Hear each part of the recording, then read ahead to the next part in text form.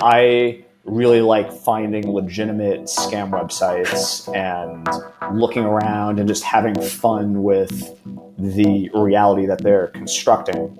I guess I could gamble with it on the internet. And in early 2020, the main way to do that was, you buy meme stocks. And, GameStop, popped off and it became this thing.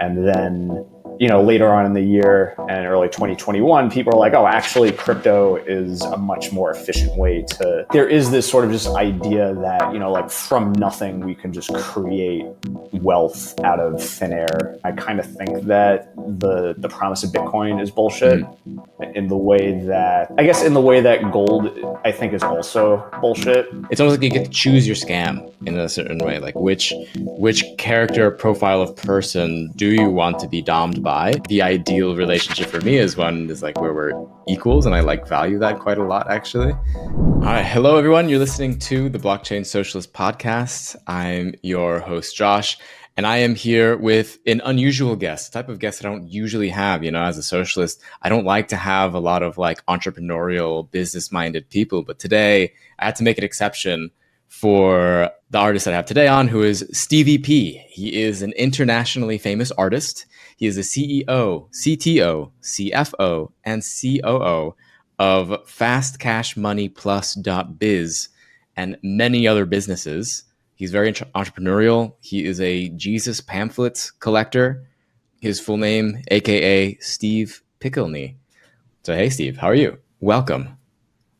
I'm doing good. You actually forgot thought leader and top 100 LinkedIn profile guy. Yes. social media influencer, poet, all the. I think you have a Golden Globe or a Grammy or something like that somewhere in the mix. Yeah, one day. I haven't quite extended my entrepreneurial tentacles into the film and television market yet, but I'm pretty sure once I start doing it, it'll. Obviously, I know with the amount of talent and skills that you have, it's an easy dunk. It's a layup. Oh yeah, of course. Yeah. So I think we met a couple of years ago, and I've just been following a lot of your art along the way. It's all very humorous, a lot of arts related to crypto markets, a lot of art related to financialization. And you've recently come out with a couple of new kind of pieces of work that we're going to go into in a little bit. But yeah, maybe if you would regale us with the story of, what got you into making art and getting into crypto. Because I remember you telling me the story a while ago, and it was a pretty interesting one.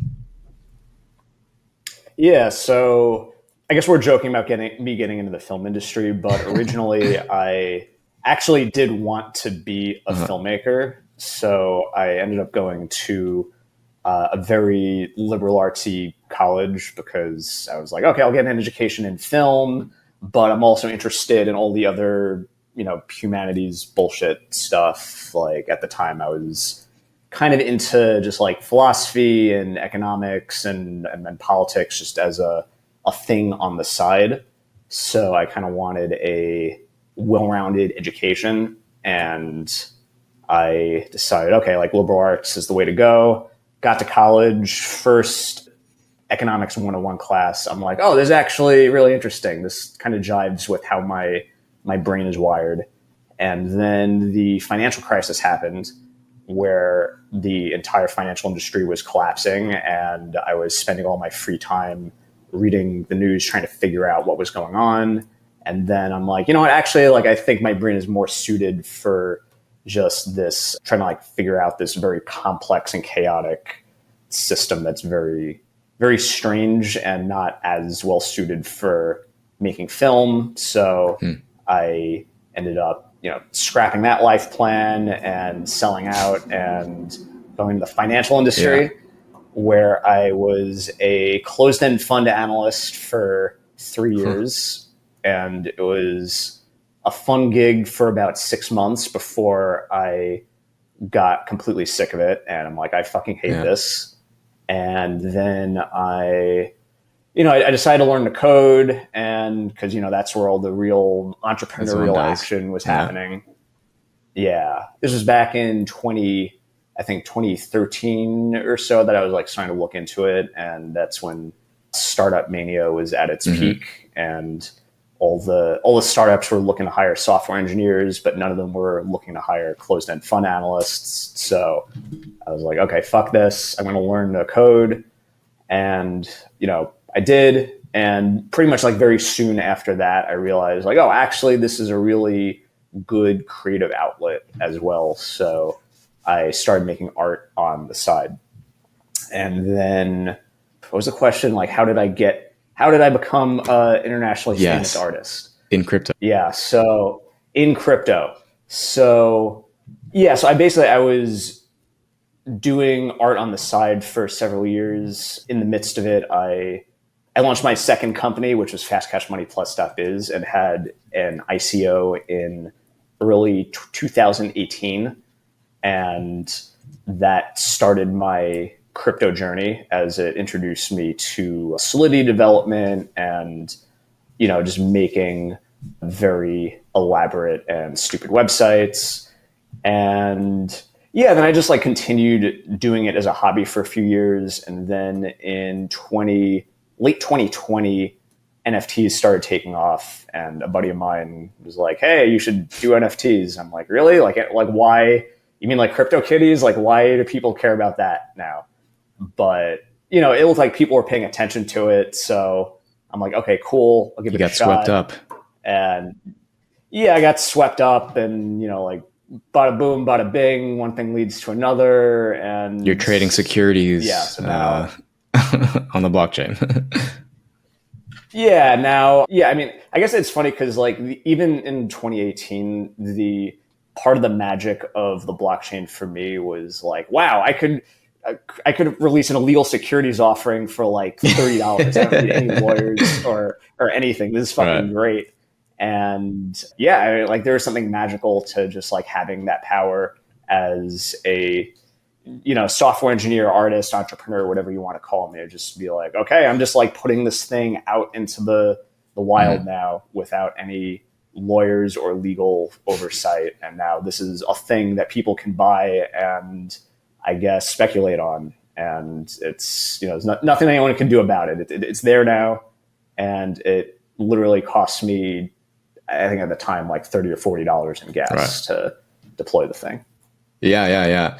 I mean, from what I understand, if I remember correctly, like you were working kind of like also like you have this like financial background in which you've always been kind of like, I mean, I think it's funny, like, it's kind of with me as well. The recession is kind of what like sparked my interest in then like, I got to learn about this stuff, like this finance and econ stuff.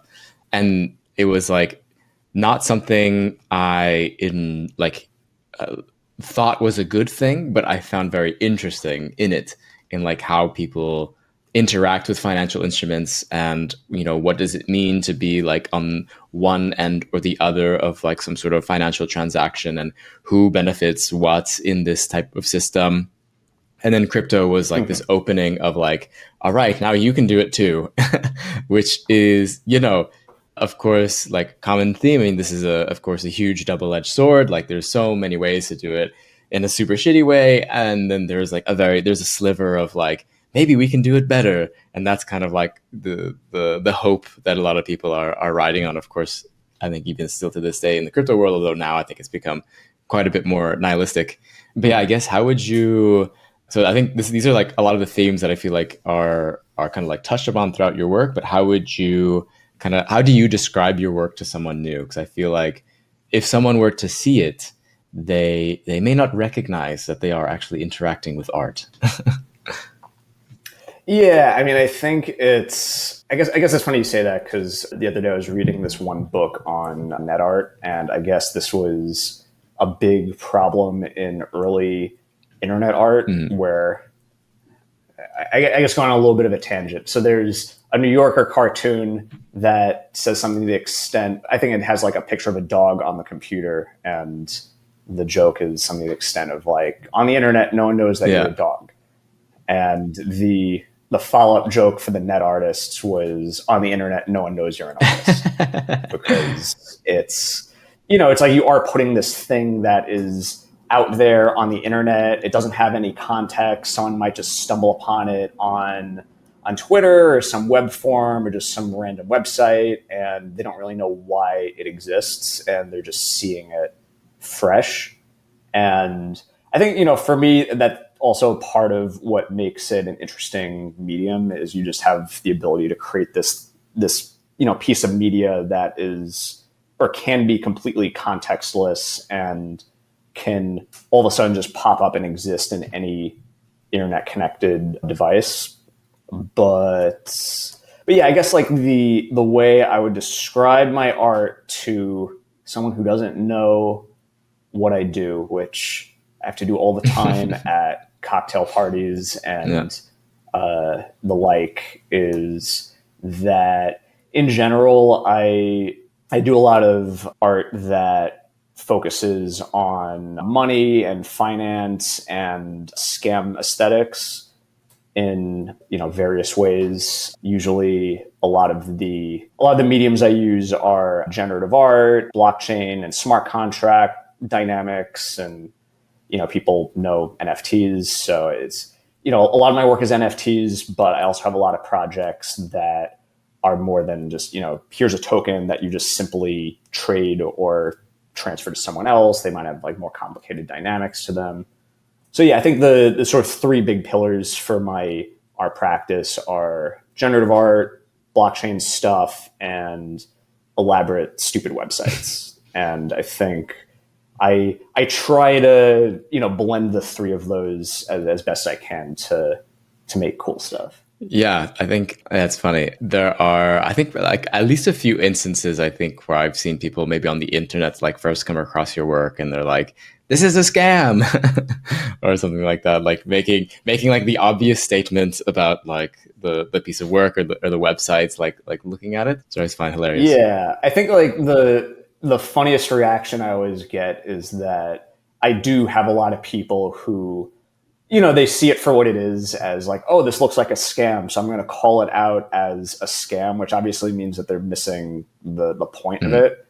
But at the same time, the interesting thing to me is that I don't think anyone has ever seen one of my websites or projects and interpreted it as a like, oh, wow, here's a great money-making opportunity, where it's like they just genuinely are like, taking it at face value and looking at it and like, wow, I can make a lot of money on this thing. And they don't interpret it as a scam. So it's either people interpreting it as a real scam or people who interpret it as a fake scam, which is essentially what it is.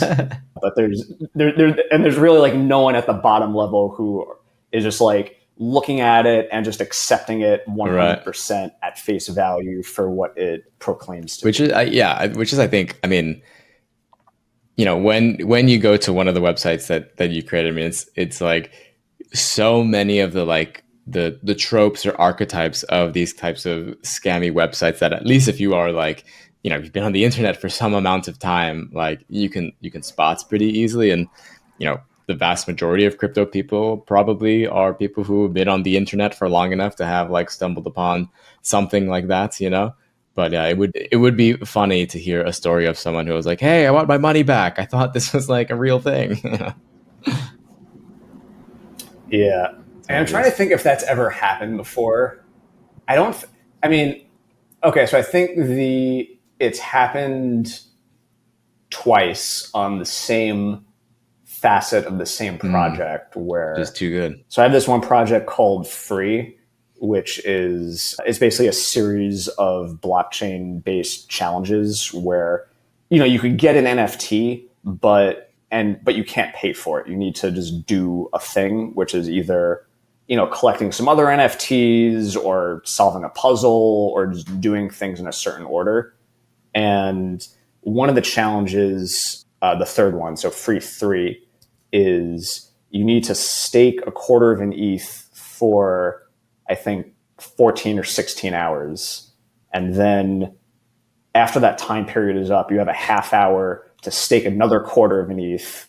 And then you have to wait another 16 hours. And then when that time period is up, you have another half hour window to unstake everything and claim your NFT. But the rub in all of this is that if you don't do the math correctly, then your second stake window can end up being at like 4 in the morning or something. So I think there were two people who didn't know anything about like what I was doing. They just stumbled upon the project on Twitter and they tried to get a free 3 token, and they were down like a quarter of an ETH or half an ETH.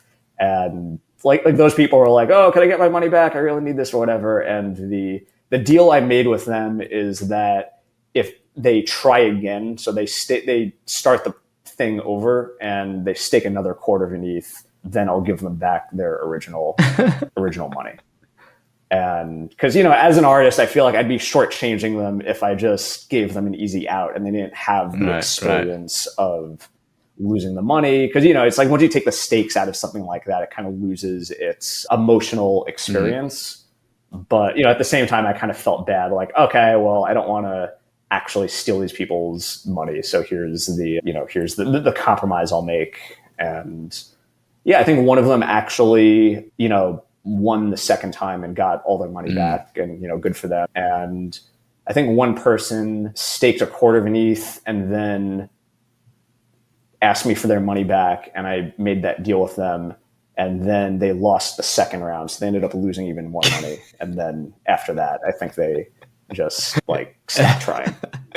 I mean, but what are you going to do? They signed the contract, code is law and stuff. But do you find that, like, of the people who are able to take in and interpret the art, is there a difference, or is there, like, do you find people who are, like, go into it not knowing that it's art getting more out of it, or is it people who go into it already knowing that it's art that they're able to like process it better? Yeah, it's a good question, and it's impossible for me to really know, since I'm just sort of like building the experience and people are, having that experience on their own terms. And most of the time I'm not in the room with them when they're experiencing it. Or rather, the only people I am in the room with who are experiencing it are the ones who are kind of familiar with it and have the context, whereas the people who just have no idea what's going on, they, that just happens, and there's no way that I could really capture that. But I do, every once in a while, someone will make a comment indicating that they really don't get what's going on. Like, so with Fast Cash, the project I released in 2018, I posted that to bitcointalk.org, and that was a very funny thread because I was acting like a huge asshole, just, basically like, using big text and lots of colors on the forum to draw attention to it.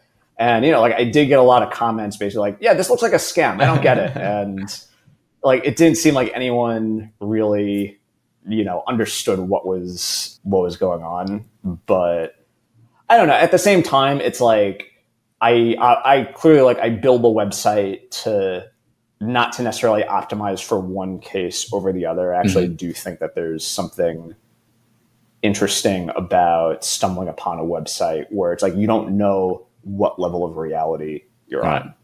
And like for me, it's just like I really like finding legitimate scam websites and looking around and just having fun with the reality that they're constructing. So I would hope that for at least some of the people who don't understand that this is an art project, that they could at least share it with their friends and maybe laugh at it, not really understanding that they're laughing with it, just being like, oh, look how crazy this is. And like, I can't believe people are falling for this. And, they still have sort of like an artistic experience, or they still have an aesthetic experience viewing it and experiencing it, even if they don't really understand the intention behind it. Yeah, trolling is art in a little bit. Yeah, you could say that. Yeah, it's like I remember, being a kid. I mean, one of the things that I remember the most being a kid, I think, are like email chains. Or like I remember when I was a kid, I wanted some video game console. I don't remember what, but it was like an email chain where it's like you have to send to 7 more people in order to like make your wish come true if you like spread this chain. And I remember being like just so, I wanted to believe it so much that it was possible, that this like magic email would like give me my PlayStation or whatever it was. Mhm. um, and I Yeah. remember like, No, I think my yeah. uh, Yeah, no, I think my favorite email chains were the ones that were, like clearly pyramid schemes where it's like, oh, if you send $5 to the person who sent this to you and then forward it to four other people and they all send you $5, then everyone just makes a ton of money. It's just we've so created a easy. perpetual motion machine where it's so easy, and if everyone can do this, we're all going to be Yeah, rich. yeah. And even when I was like 11, I'm just like, I don't really understand how, like, this doesn't The really make a math is lot of off sense to somewhere. me. But Yeah. yeah. But I think, what is interesting about having these types of things as like art is that it allows you to kind of like think about what, not that you would necessarily begin to fall for the scam or whatever, but just to think about why maybe someone would fall for the scam, why, like, what is it that's like pressuring them, how the like, bright colors and like funny images and things like that kind of elicit an almost like, I don't want to say like uncontrollable, but like, it elicits a response kind of like naturally in like from the way the human eye is like made. We did not evolve with like the types of colors we can see on the internet, but in the combination of those things. And so you can easily kind of like tap into those things to, elicit certain types of response that you can, for a real scammer can elicit like the pulling and taking of funds. And so I think what's really interesting is, at least for me, kind of like, in the crypto space generally, is, this kind of like promise of getting rich quick, like finally not having to work your shitty job and being able to, to make it out. And all you have to do is this one weird trick. There's one weird thing, and all of your Mhm. wishes are right there in front of you. So I do think that's like a Yeah, fun no. thing to explore. Yeah, and I think that was like, especially, that is an especially interesting sort of, cultural zeitgeisty thing that definitely felt very apparent in early 2020 when we were Mm-hmm. just like kind of in the depths of the pandemic. QAnon, I remember, was really taking off when people were, just, on their computers all day. And, it just felt like there was this like very, uh,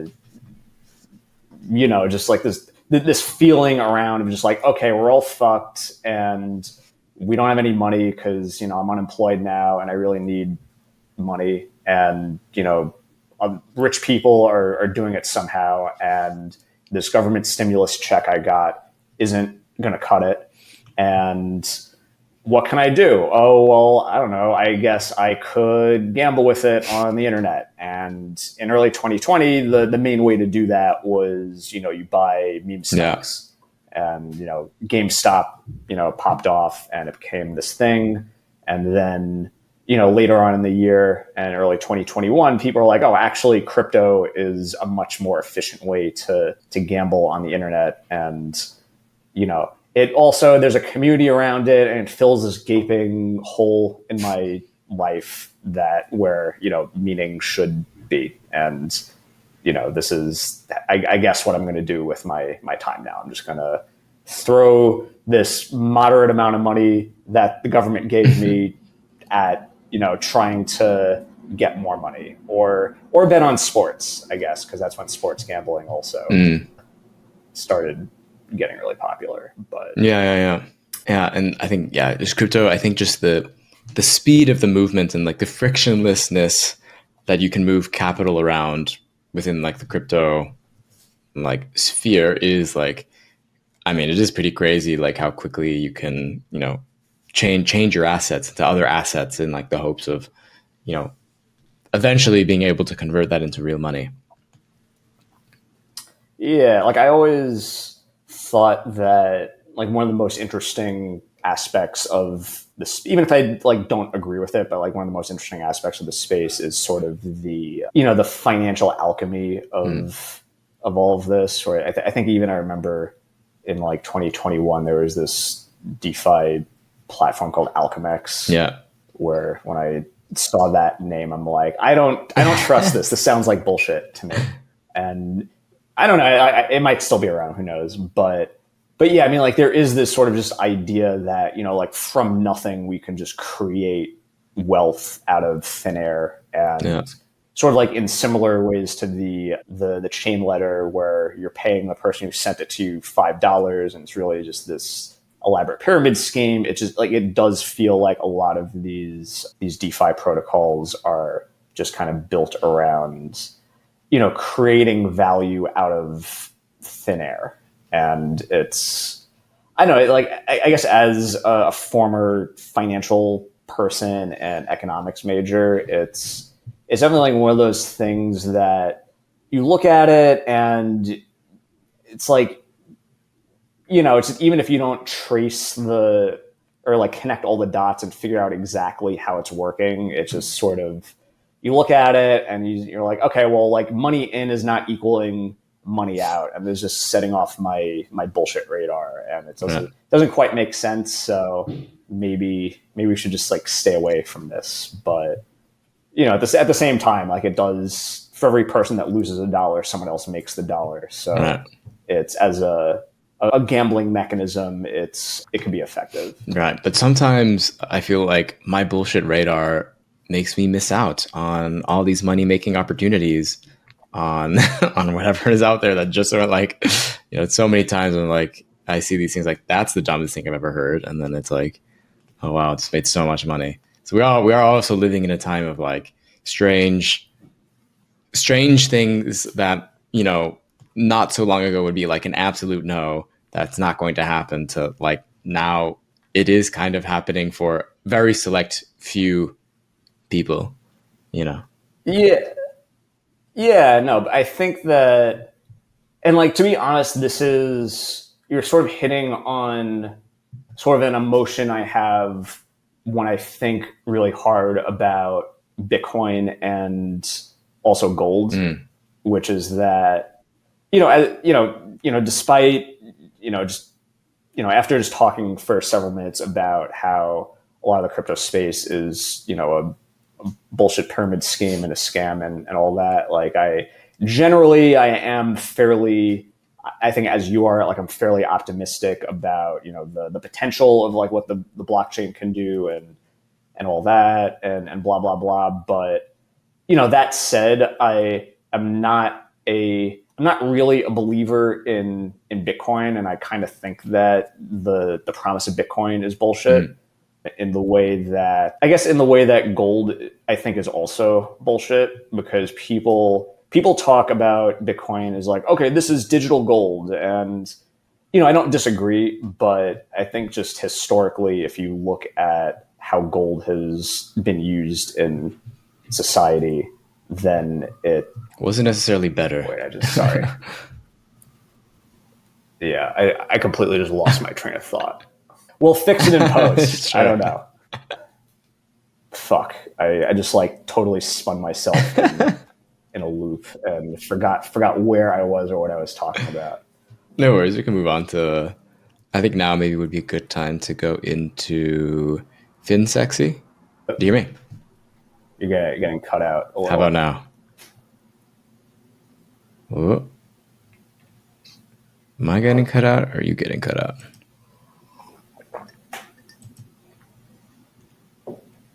We're back. Hello? Okay. Nice. Well, I guess it doesn't matter that I lost my train of thought because we got cut out anyhow. I mean, if it's easier, we can just go on to FinSexy maybe? We can. I feel like I also did want to talk about gold and Bitcoin. But what was the original question you asked? Kind of talking about like missing out stuff. Yeah, but it's talking about scams, talking about the email chain. Crypto being all right, out. So you were talking about crypto coming away out. How meme coins, yeah, even though making people actually rich. Yeah, how it's like making people rich, but I think like despite setting off your bullshit radar, you did miss out on money making opportunities. Yeah. And yeah, I think that happens to me a lot also, and it's happened to me a lot with Bitcoin, where despite, the fact that like I do think it's kind of bullshit, it has still gone up a lot. And I think that that's difficult to explain like why it's happening, but at the same time, I don't think that makes it any less bullshitty. Hey there, listeners. Before we jump back into today's episode, I want to take a moment to talk about how you can support the blockchain socialists and help us continue our mission of providing a voice for alternative and radical viewpoints on crypto. As a creator, there are typically three main ways to generate revenue: advertising, affiliate sponsors, and audience funding. For us, the first two options don't align with our values or the radical nature of our content. That's why we rely on audience funding to pay for the costs associated with producing the show. By becoming a patron on Patreon, you're not just providing financial support, you're actively participating in the growth of a community dedicated to creating high-quality content on the crypto and blockchain space from a political point of view. Your contributions to Patreon enable us to create more in-depth content, bring on amazing guests, and explore issues that matter to you without the constraints of traditional sponsorship. When you join us on Patreon, you'll receive access to exclusive content, blockchain socialist swag, and a copy of my critically acclaimed book, Blockchain Radicals, in digital format. More importantly, you'll play a vital role in sustaining our community of like-minded people who share your passion for meaningful change in the blockchain space. If you're looking for a more decentralized option, consider joining TBS DAO, which is a crypto alternative to Patreon, by paying in bread, a post-capitalist cryptocurrency, which you can find more information on my website. However you support, your contributions make a real impact. Together, we can amplify the voices pushing the boundaries of what's possible and help spread the message that blockchain does not need to be used to further entrench capitalist exploitation if we put our efforts into it. So if that message resonates with you, I hope you'll consider helping out. So your latest piece of work is FinSexy.com. Maybe we can talk a little bit about what this is. I had my own experience with FinSexy.com where I was Findomed out of a little bit of money, and I had that experience because I've never had that experience before, and it's something that I've heard about, like, or at least in a way that in this particular way I have not been Findomed, as far as I can remember. I can't say what I've done in like blackouts or whatever. But it was something that for a long time I like had not been able to comprehend. Like, the way that I think of findoming is usually like a man giving money to a woman. I think in this case I gave to the character Vince Staples, who was on the website. Vince Slickson. Who's Vince? Vince Staples is a rapper. Why did I say Vince Staples? Vince Slickson, who got me to give him, I think, like 0.01 ETH or something like that. But it was interesting. Maybe, you want to talk about FinSexy and what that piece of work is? Yeah, sure. So I think the original impetus for FinSexy was actually like it was sort of similar to what we were talking about earlier with 3.3, where it, like, in a lot of ways I was looking at that project and some similar projects I've done around scam-based art. And I think someone straight up asked me once on a panel whether or not I was scamming my collectors and like actually scamming people. And for me, like, the answer was a clear no, because there's this like level of consent there where I'm like, all the people who are giving me money presumably are in on the joke, so to speak, and they understand what they're getting themselves into, and they are mutually creating this fantasy with me where it's like, oh no, I fell for the scam, and like, what am I going to do? But it's doing so in an entertaining and interesting way. And at the time, it sort of reminded me of just sort of like BDSM, where it's like maybe one partner is dominating the other partner, but it's really, and you're creating this fake power dynamic, but really at the end of the day, it's consensual and both parties know that's consensual. And, the thing that separates BDSM from sexual assault is essentially consent, that like both parties are in on it, that they're actually collaborating in creating this fantasy, and that this isn't actual this isn't an actual power dynamic that exists, or if it is, it's something that's consensual that like both parties are agreeing to. So I kind of thought like, okay, like it does seem like there is a relationship here between like, okay, I'm scamming people, but it's consensual, but this also kind of feels like BDSM. And I was thinking about it, and I was kind of vaguely aware that Findoming was a thing, which, of course stands for financial domination. And I didn't really know anything about it, but I started thinking about like, okay, like maybe a fun project could be as like a blockchain Findom project could be this smart contract game similar to Free 3, where you stake 1 ETH in a contract, and at any point I can withdraw that 1 ETH, and then you lose your money, and that's the end of it. But if you stake your money for a full hour and I'm not around to take it, then you could unstake your ETH and then you get an NFT or a prize or something. And, the intention being like, okay, there's this consensual thing where it's like anything could happen. You could lose your ETH or you could get the prize. And then, as the seconds tick down on the timer and you approach an hour, you could be sitting there and being like, oh my God, is he going to take the money? Like, what's going to happen? And it's like, it sort of like builds this tension. And so I was thinking about this. I'm like, oh, that actually kind of sounds like a Findom-y sort of thing. So then I started doing research into what Findom actually was. And I kind of just stumbled upon this insane universe of, like financial domination as a kink. And I kind of became semi-obsessed with just like, visiting the subreddit and trolling around these websites where different Findoms offer up content, or they have these profiles and they all have their own little persona, like kind of like the same way that a professional wrestler has a persona, and they have their own shtick. And, it just like as a universe, it just kind of fascinated me. And I think also at the same time, for some reason, I was getting a lot of these emails and text messages that were basically love scams, where they were forwarding me to these like fake dating websites where you create a profile and there are just like hundreds and hundreds of these fake accounts that all message you, but to message them back, you need to pay them money. And they're all clearly pre-written, and like I never gave it money, so I don't know what would happen if I bought the credits. But at some point, it's just it all sort of like clicked together with me. And I'm like, okay, what would happen if, as a sort of BDSM-y Findom scam sort of thing, I had this website where there were all these Findom chatbots who were trying to extract money out of you.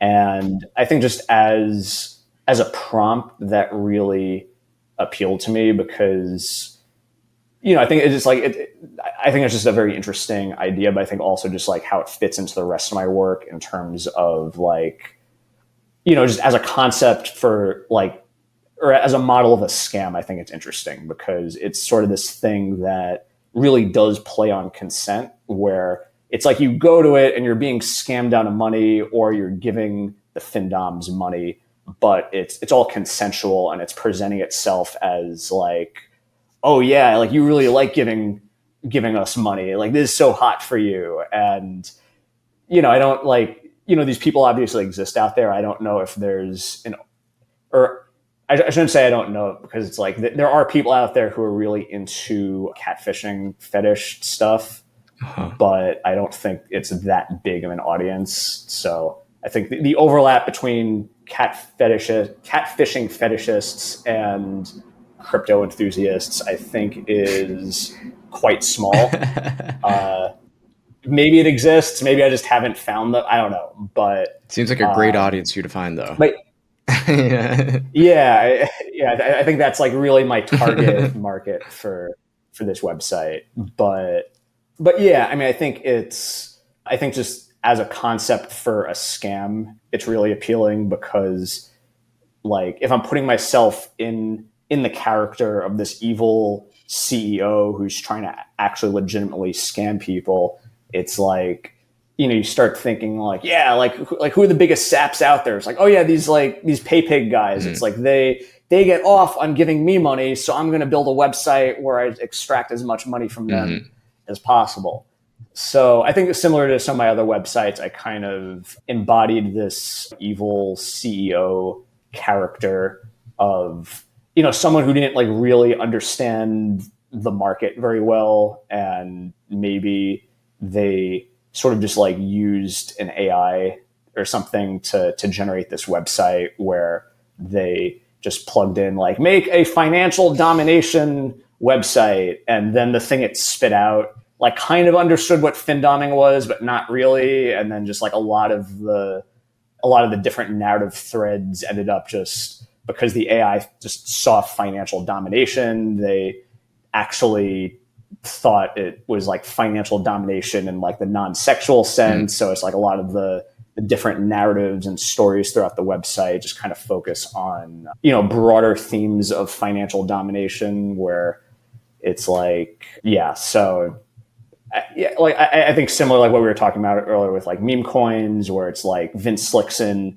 really sort of like tries to hit on that anxiety of like, oh, I really want to get rich quick, and because this like my current job isn't cutting it, and I really need this money, so let me buy into this pyramid scheme. Or another character might try to pull on your heartstrings about like, oh, well, I'm in this like dead end job, and I'm kind of, like my boss like won't give me this raise, so like I really need this money. And yeah, so I think like that one of the main artistic goals in this, or like I guess in some ways like the thesis of the website or whatever, is to sort of explore different threads of financial domination in everyday life, and obviously in the crypto landscape, where you have characters like Samantha Jones, who's this accountant who just loves auditing crypto sissy boys like you. Yeah, just like you, crypto sissy boys or girls or people in general. It's like it's not non-gender specific, but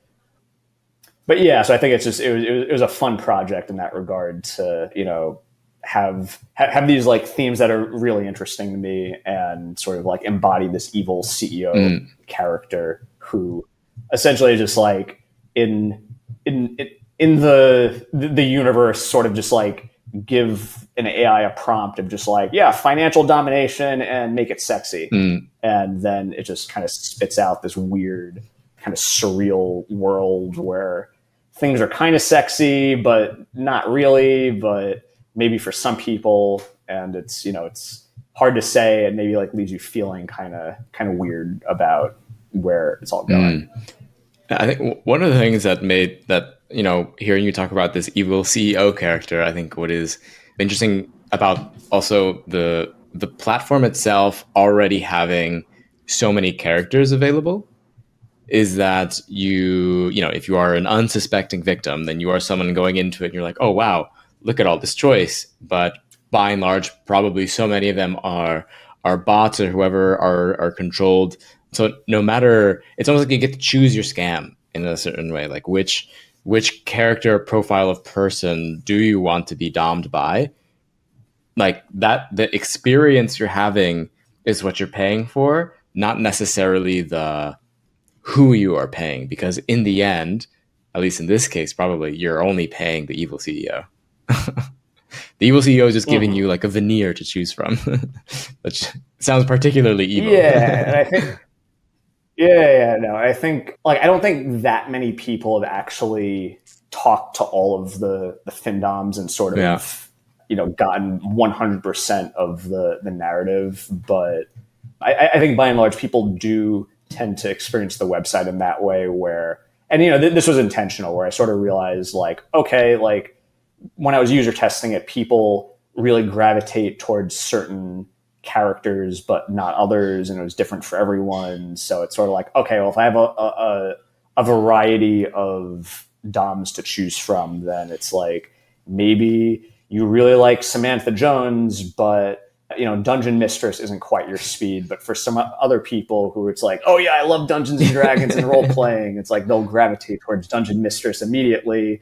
But it's like, yeah, like Crystal Goddess, like I'm not so into religious plays as much. But someone else is like, oh yeah, like religious play is so hot, but like they're not into the accounting aspect of stuff. So like different strokes for different folks. But yeah, I think like if one were to sort of, really like get into the universe and explore the website, like there are some narrative threads that kind of point in the direction of the STVP Dom, which, believe it or not, is based on me, myself. I mean, you look just like him. Yeah. And yeah, I mean, like that was an actual picture, by the way, I took where I was just like at the pool one day and I was just like, I'm looking pretty good. And I really like this money Speedo that I'm actually wearing in real life and, snapped a couple photos and, it looks great. But yeah, I think a lot of the narratives sort of like point in the direction of the STVP Dom. And if you talk to him, one of the themes that starts like coming out of it is like you do start to get like a little bit more into like the extractive nature of like platform capitalism, where it's this thing where like, it's like, hey, like I've created this website that you have these real relationships with, and like your AI girlfriend is really embedded in this platform and like you love her, don't you? So if you want to keep seeing her, you need to pay me even more money. And like, I really have you by the balls here. Which, is obviously like kind of silly because you're not forming actual relationships with these people. But it's at the same time, if you look at some of these websites that actually do exist, where they are legitimately like, these are AI girlfriends and these are characters you talk to and they are a facsimile of real people, and you're like, even if they don't exist, you are forming real relationships with them. And at the end of the day, it's like, you could say like, okay, well, it's a robot, it's not a real person, but like whatever. But you are forming a real relationship with them, and because they're embedded in that platform, you have this corporation that essentially controls this relationship with them. Right. And it's sort of fucked up that it's like, if you actually fall in love with this AI persona, then like you need to keep paying to keep that relationship up. And really what you're doing is you're kind of falling into a romantic relationship with a corporation, and you need to actually continue paying money to keep the relationship going. Right. So I kind of feel like the Findom AI, sex platform is that sort of like emphasizes the point, because by making it a Findom thing, you're putting the money aspect of the relationship for like front and center. Right. So I kind of thought that, like, as I was building the website out, I think that was one of the main themes that started to really stick out. But when you frame it like that, what comes to mind for me is like, that's basically very similar to how a lot of brands work. How already, like, you have to pay subscription fees to, like, for a lot of people who do like a lot of tech stuff, you have to pay subscriptions for whatever SaaS thing you need to use. And you develop, not in the same way as like a romantic relationship or whatever, but you develop a relationship with like the technological product because you need it for your work, you need it for this and that, and you lose it if you don't pay. And so in some ways, and that's a relationship with a corporation. I'm Findommed by, other people there's maybe some ways to play with it. Like maybe you can get out of that Findom relationship if you're like using free and open source software as maybe like one solution out or whatever. But yeah, no, it's something to, it's something that already kind of exists. Yeah, no, it 100% exists. And I think as a software engineer myself, like it kind of scares me to like become reliant on some of these tools, because you end up in this situation where it's like, okay, my problem solving mechanism is now reliant on this specific tool. And if this tool isn't available, then my brain just doesn't function properly. And it's like, I don't know, it's like, have we ever been at a point in like human history where we like had that relationship, like before the rise of technology, where it's like you kind of have this idea or like this cognitive tool that is sort of like owned by someone else, and you need to basically keep paying rent to keep using it? Because like normally, at least with like, you know, open source software, you have the thing where it's like, okay, well, it's like I'm used to this tool or this language or whatever, but I'm sort of like free to use it forever, and it's fine. But if it's proprietary, then you're kind of screwed, because that problem solving mechanism or that language or that way of thinking about the world is really owned by someone else. So in a lot of ways, it's like part of your brain is really owned by this other entity that you have to keep paying money to access, which is, I don't know. It's weird. Yeah. The privatization of cognitive ability.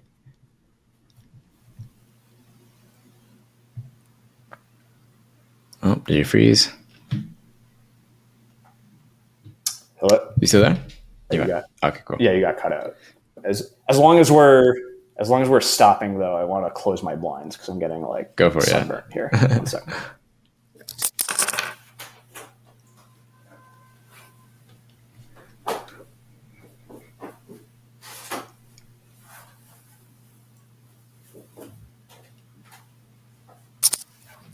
Nice. Okay, that's better. But yeah, no, it's fucked up. So, do you still want to try to do the improv, Findom improv? We tried. Yeah, we could give it a shot and see how it goes. All right. Okay. So now that you've created such a platform in which you have Findomed so many people and done all this experience, you probably have the experience of, you probably know how to Findom me, and I would love it if we can have a little Findom session where you can try to Findom me being a socialist soy boy. We probably need to have a safe word probably first, but yeah, would love to give the audience the experience of what to expect in a Findom session. Okay, that's fair.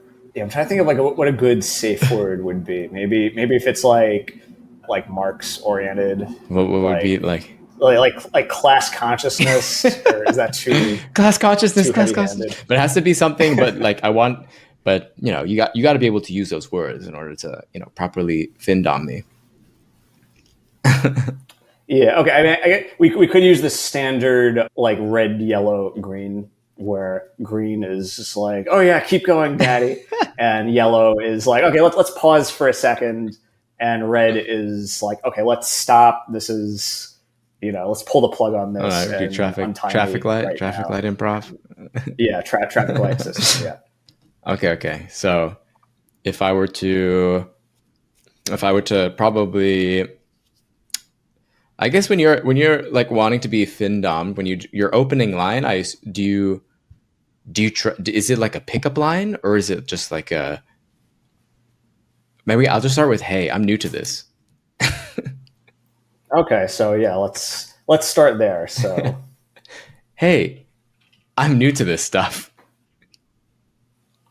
Oh, well, like what makes you think that you could even talk to me without paying me money? It's like my time's really valuable. You know that? Oh, sorry. I didn't mean to exploit your labor. Oh yeah, it's like you'd love that, to exploit other people's labor, wouldn't you? No, I hate exploiting other people's labor. It makes me feel very guilty. Oh, guilt. Yeah, no, it's actually harder than. Yeah, it's hard to do like in real time, because I think it's. Yeah, okay, like, so I guess like for me, this isn't like my thing. I'll just put that out there. But let's get started. it yeah, no, but like at the same time, I could see myself being into it if it was like an actual like power dynamic and like an actual BDSM thing where someone like actually wanted to pay me money. Um, so it's like I don't know. It's just like yeah, I'm not doing a very good job of actually findoming you, I guess. That's right. Already gave you But money. the yeah, but I think just like in terms of like how it like actually works in practice, usually is from what I've been able to tell is usually there's an approach where it's like you might come to me and ask me like, oh, just like what's how much should I attribute to you, and then you pay your tribute, and then we chat for a bit. Maybe I shame you. Mm. Maybe I try and like draw on your insecurities. I think like humiliation is a big part of it. So really, like I think a lot of it would just depend on just like sexually, like what are you into? Are you into being humiliated? Do you like being a good boy? Do you who just like follows directions? I guess like in your fantasy, are you being exploited for your labor? Like is that a thing that gets you off? And if so, then maybe we could have some sort of like power fantasy where like you're Uh, doing work so for then that me, would be it would be and better if I was yeah. like a libertarian ANCAP who wants to be exploited uh, to continue the process of capital accumulation for good businesses. Yeah, that could work, I guess, if that isn't like in some ways that is a fantasy that you have where, on the surface you're this good little boy, social like I'm a blockchain socialist and like I don't like being exploited or anything, but like really like in the deep recesses of your mind, you're just like, oh, but I really just want to be this ANCAP, like working at McDonald's, just working my way up for years and years, and then making a lot of money or whatever.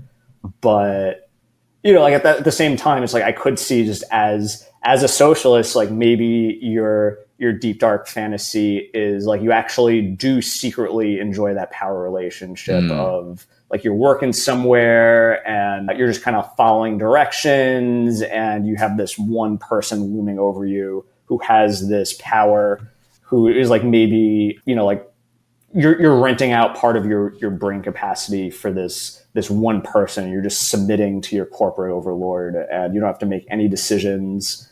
And every bit of value that you create just goes to your corporate daddy or mommy or whoever.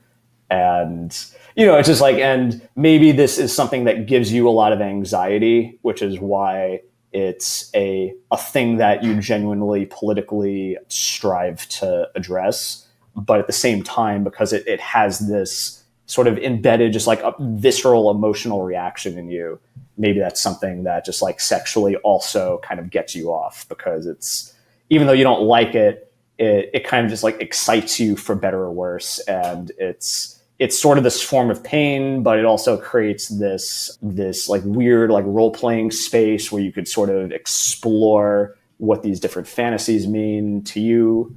So yeah, I guess it's one of these things, I think, where it's just like this very like personal thing. So which I actually, now I am curious, just like what, like if there is for like you personally, like what that one thing would be, like what that sort of like visceral uncomfortable thing is that really kind of secretly excites you.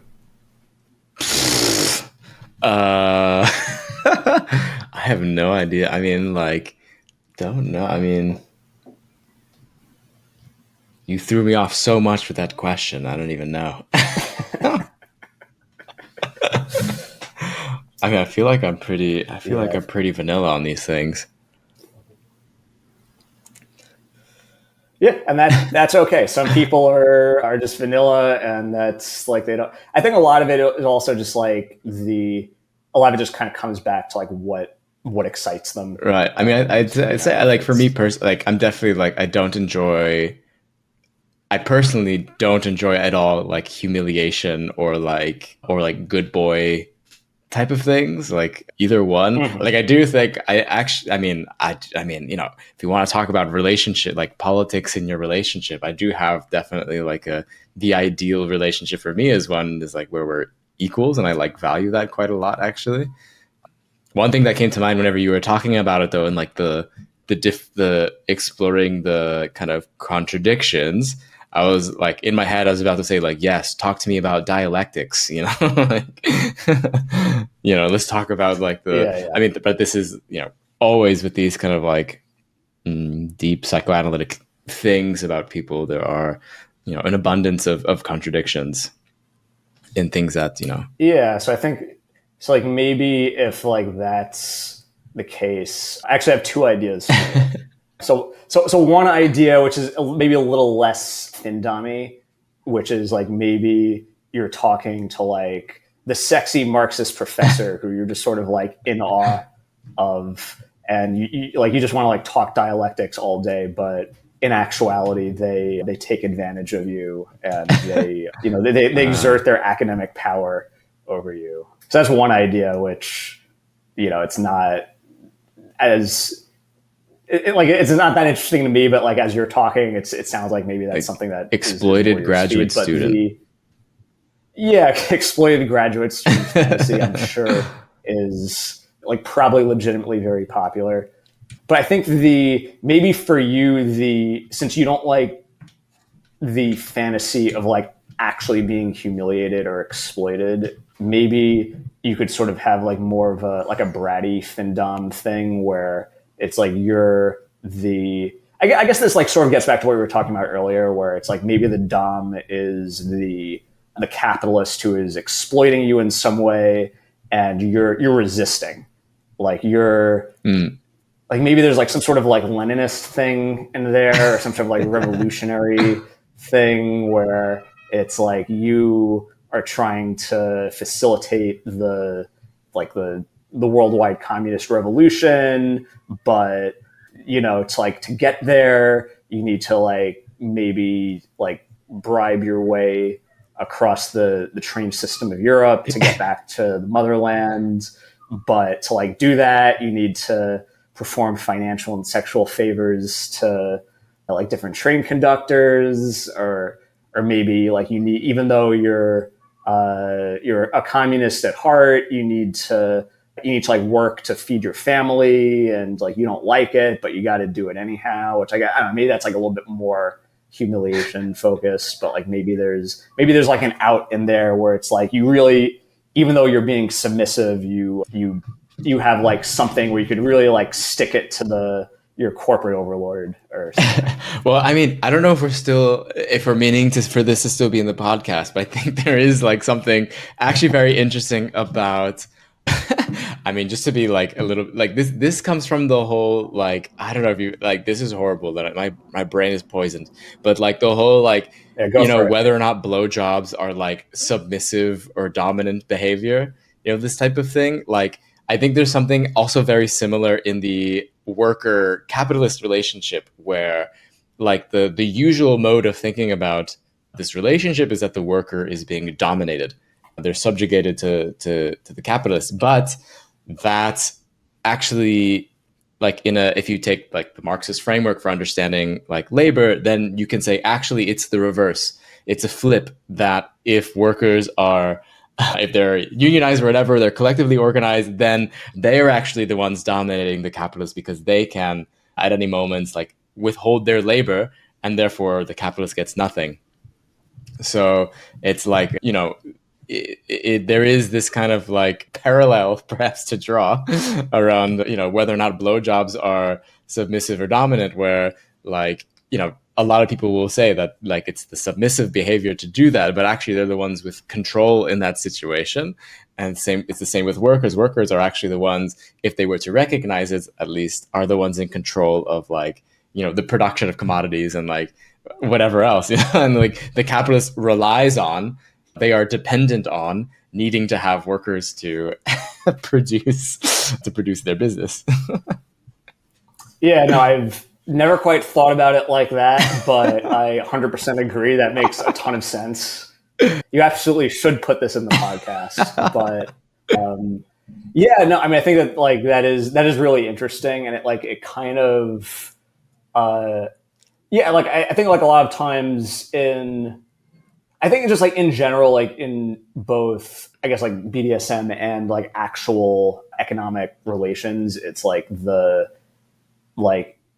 power structure that you have isn't always totally clear, and it's not just like a one dimensional like this side has leverage or the power and this side has less leverage or power, and usually it's like kind of this like weird intermingling of the two where it's like in this context I kind of have more leverage, but if you withhold this then whatever. It's also sort of like making me think of like I was listening to this like one interview with a stripper, and which like kind of feels like it's in the same ballpark as findoming, in that it's sort of it's both a sexual relationship and a legitimate financial relationship, where it's this very like transactional, like you're giving me money and I am giving you this service. And it seems like a lot of men who go to strip clubs sort of they see themselves in the more dominant role, where it's like I'm going to the strip club and they're like I'm paying sexy women and they're going to like dance for me and like like whatever. But like I think like when the stripper was being interviewed, it was really interesting because the way she was framing it from the standpoint of like her being the more dominant person, where it's like she's on stage, she's the one running the show, she's making eye contact, and it's sort of this like predator prey sort of thing. And like for her it's just this very financially empowering thing where it's like, okay, like these people who are, I don't know what they're called, patrons, customers, client, I don't know, whatever it's called. I'm going to go with patrons. Like these patrons of the strip club are, it's like they're there, and like it's really like up to me to exert power over them and to take their money in a way. So it's, I guess similar. It's like it's this weird like power relationship where it's not quite clear who has the power, but like simultaneously it kind of feels like there are elements of dominance and submissiveness there. Yeah. But I guess in capitalism it's the same thing, because it's it takes two to tango.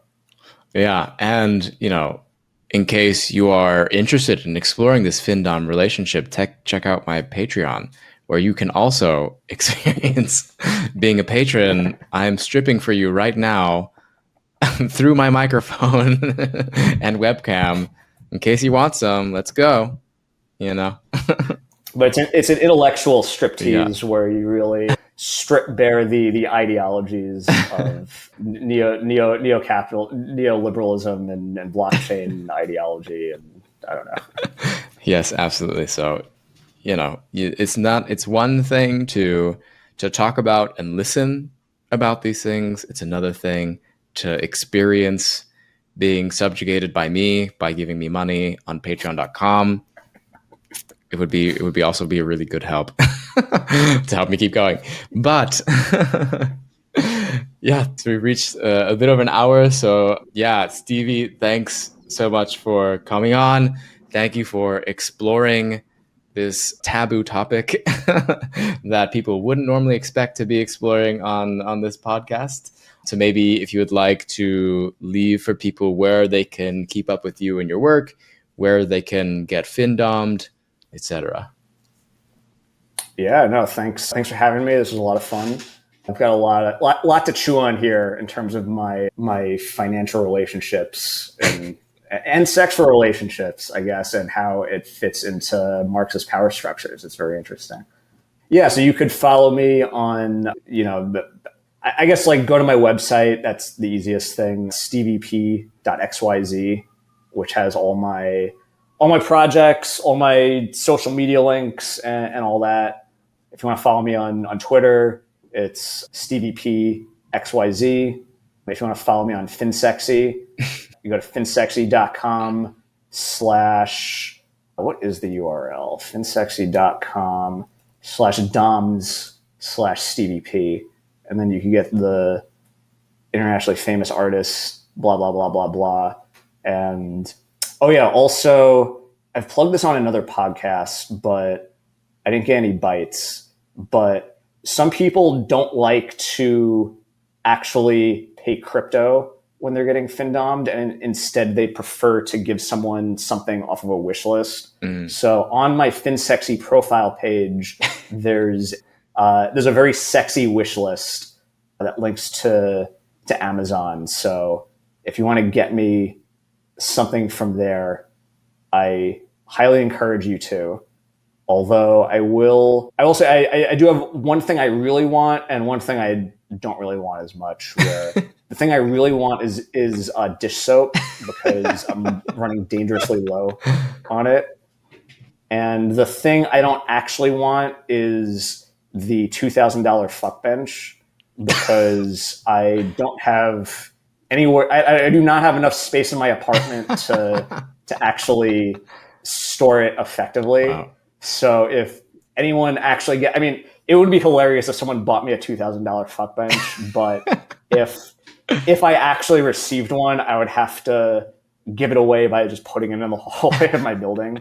So That is an expensive someone fuck else bench. would end up. It is. I mean, I'll be honest. Like, I'm intrigued by it. I've never used a fuck bench quite that elaborate and expensive before, so I would have to figure out a way to use it at least once, but I don't think I could really store it long term. So it would be an expensive, probably weird one-off thing that I don't know. So it's get me something else get me dish soap. It's so much cheaper, so much easier, so much more functional. We're starting the fundraiser to get you the fuck bench. I mean, hey, if you get me the fuck bench, then that's I'll figure it out. I'll cross that bridge when I get to it. But it's not my first option. Let's just say that. Fair. Well, all right. Thanks so much again. I'm now going to dominate the listener by turning off the recording. You don't get any more recording unless you pay for the Patreon.